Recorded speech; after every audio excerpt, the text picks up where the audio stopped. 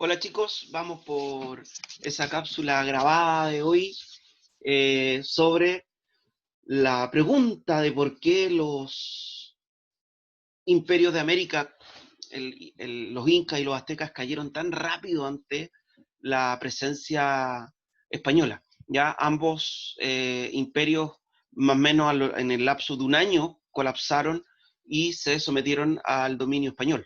¿Ya? En comparación, por ejemplo, a nuestros mapuches que resistieron estoicamente durante el periodo de dominación colonial. ¿Ya? Por tanto, vamos a ir en búsqueda de por qué, en el fondo, estos grandes imperios, mucho más avanzados, con un grado de civilización, con ejércitos muy potentes, ¿ya? Eh, de gran número, sucumben tan rápidamente ante el dominio de los españoles en estas empresas de conquista.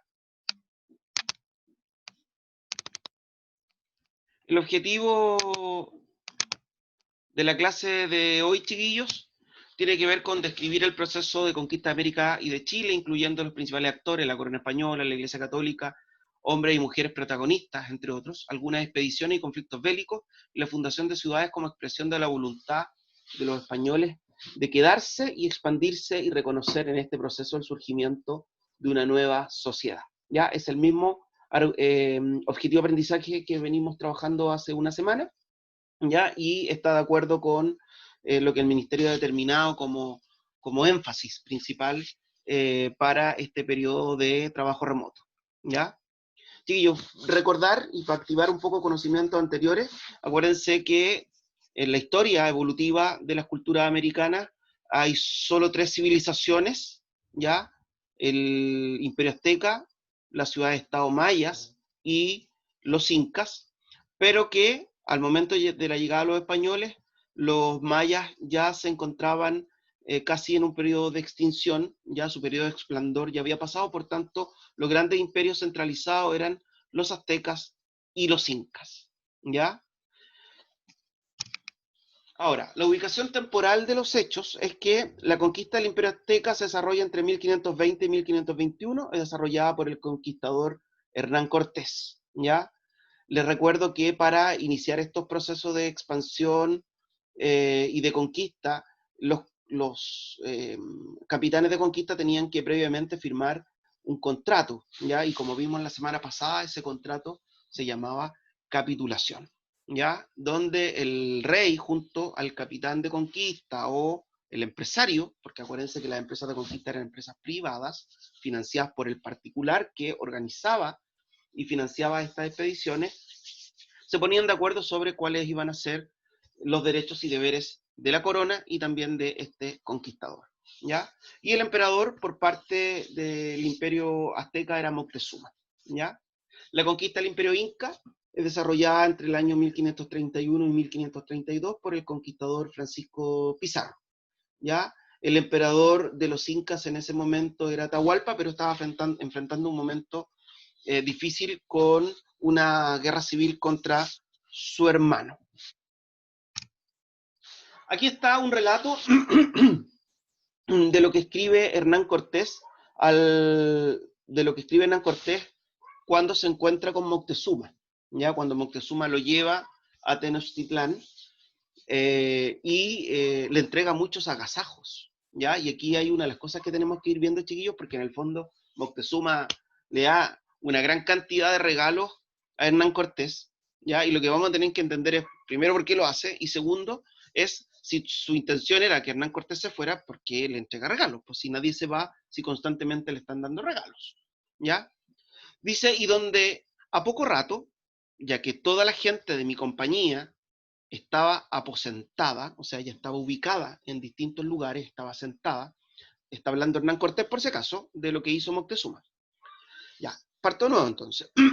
Hernán Cortés relata el actuar de Moctezuma de la siguiente manera, y donde a poco rato, ya que toda la gente de mi compañía estaba aposentada, volvió con muchas y diversas joyas de oro y plata, y plumajes, y con hasta 5 o 6 mil piezas de ropa de algodón, muy ricas y de diversas maneras tejidas y labradas. Y después de me las haber dado, se sentó en otro estrado, que luego le hicieron allí, junto con el otro donde yo estaba. Hernán Cortés relata su encuentro con Moctezuma. O sea, Moctezuma le regaló oro, le regaló trajes, ¿ya? E incluso le va a regalar a una de las doncellas, a una de sus hijas, ¿ya? Como una forma de agasajar a este Hernán Cortés. De ahí yo les voy a explicar por qué. Y esta mujer además sirvió de intérprete, ¿ya? Para las intenciones que tenía Hernán Cortés de conquistar México. De hecho, uno de los episodios más importantes dentro de este proceso de la conquista de México es la denominada Noche Triste, ya que ocurre en 1520, que es cuando ocurre una sublevación de los mocetones aztecas. Ya, los aztecas eran un pueblo guerrero. Acuérdense que ellos habían sometido mediante la fuerza gran parte de sus territorios, y lo cual les había generado hartas enemistades también de aquellos pueblos que habían sido sometidos por la fuerza. Recuerden que los aztecas desarrollaban un tipo de guerra que se llama guerra florida, ¿ya? Es que es un poco lo que aparece en la película Apocalipto, que ustedes me mencionaban el otro día, y esas guerras tenían como intención en el fondo capturar esclavos para los sacrificios humanos, ¿ya? Y obviamente que los pueblos que sufrían esas guerras no tenían de muy buenos amigos a los aztecas, más allá de estar sometidos mediante la fuerza a ellos, ¿ya? Estos mocetones aztecas se levantan aprovechando que Hernán Cortés no está en la ciudad y asesinan a una gran cantidad de españoles, ¿ya? Y de allí en adelante los españoles se tienen que rearmar e iniciar con mucha más violencia lo que es la conquista de México. Ya, vamos a lo central de la cápsula breve que vamos a grabar hoy día. ¿Qué factores permiten explicar la rápida conquista de los imperios americanos? Primero, chiquillos, la centralización administrativa de los imperios en la figura del emperador. Acuérdense que el emperador era un dios, ¿ya? De hecho, no se le podía mirar a los ojos. Se le cargaba en andas porque él no podía pisar la tierra. Se le ponían mantas en los lugares por donde él iba caminando, ¿ya? Y además, este emperador era el que guiaba los destinos de la tribu, del pueblo, ¿ok? Por tanto, las decisiones del emperador eran acatadas por el resto, porque era Dios quien hablaba, o eran los dioses quienes hablaban a través de él, ¿ya? Por tanto, una vez que se eliminaba la figura del emperador, se desgranaba, se desarmaba, se descomponía el imperio, ¿ya? Y eso le pasó a los aztecas y le pasó también a los incas. Por eso que esta también sirve para una explicación de por qué los mapuches, nuestros mapuches, no fueron conquistados, porque ellos nunca tuvieron una organización centralizada. Ellos nunca evolucionaron hacia un estado centralizado para el grado de civilización. Ellos fueron una cultura muy simple del periodo formativo de una agricultura incipiente que se organizaban en tribus independientes, donde cada tribu era dirigida por un cacique en tiempos de paz y por un toqui en tiempos de guerra. Por tanto, los españoles podían asesinar a un toqui, pero quedaban 30 o 40 más. Y después de asesinado a ese se elegía otro. ¿Ya? Por tanto, el no tener una centralización administrativa en la figura de un emperador, como sí tenían los aztecas y los incas, es una de las respuestas para dos preguntas. ¿Por qué caen tan rápido los imperios centrales azteca e inca? Por esa centralidad. ¿Y por qué, en el fondo, pueden resistir los mapuches? ¿Por qué no tienen esa centralidad? ¿Ya? La segunda razón es las divisiones internas o las rivalidades con otros pueblos dentro de los imperios americanos que fueron aprovechadas por los conquistadores. Por ejemplo, el imperio inca se encontraba en una guerra civil, ¿ya? Entre Atahualpa y su hermano Huáscar, por quien dominaba el territorio. Por tanto, los incas estaban divididos entre dos líderes.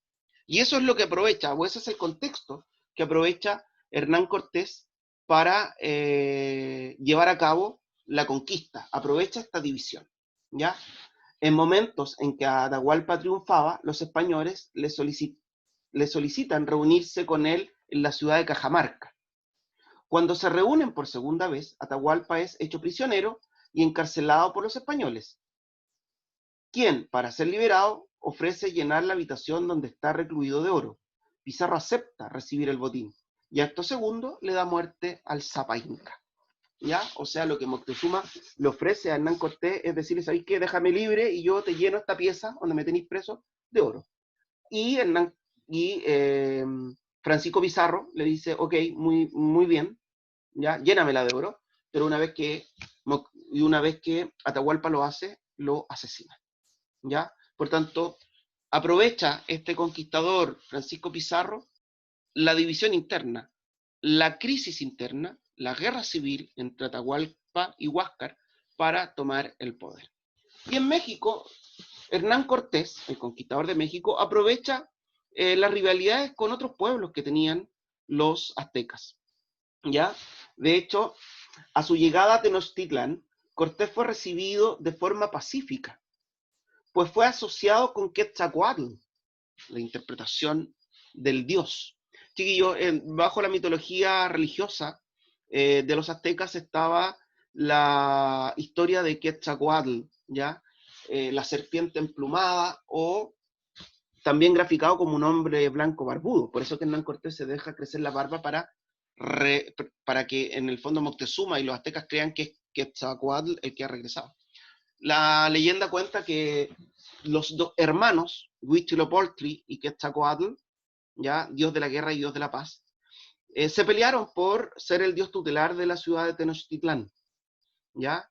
Y Quetzalcóatl es derrotado y obligado al exilio, con la promesa de que él algún día volverá a tomar la ciudad y a castigar a los hombres que lo han dejado de prestarle culto, ¿ok? Por tanto, Hernán Cortés se presenta como Quetzalcóatl el que vuelve. Y dice,